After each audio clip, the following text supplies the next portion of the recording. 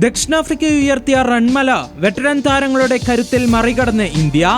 യുവത്വവും senior താരങ്ങളുടെ അനുഭവ സമ്പത്തും ചേർന്നതോടെ വിശാഖപട്ടണത്ത് 9 വിക്കറ്റിന്റെ ത്രസിപ്പിക്കുന്ന ജയം.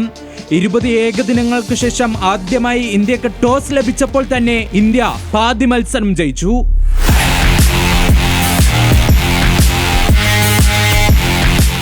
ആദ്യ 2 ഏകദിനത്തിലും ചേസ് ചെയ്ത് 300 റൺസ് അടിച്ച് ഇന്ത്യയെ വിറപ്പിച്ച പ്രോട്ടീസ് ആദ്യം ബാറ്റ് ചെയ്തപ്പോൾ നേടിയത് 270 റൺസ്.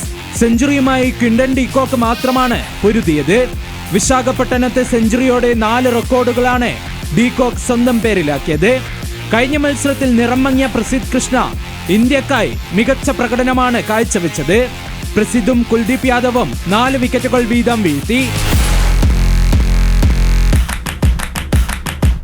271 റൺസ് വിജയലക്ഷ്യവുമായി ഇറങ്ങിയ ഇന്ത്യക്ക് യശസ്വി ജയ്സ്വാളും രോഹിത് ശർമ്മയും ചേർന്ന് നൽകിയത് മിന്നും തുടക്കം.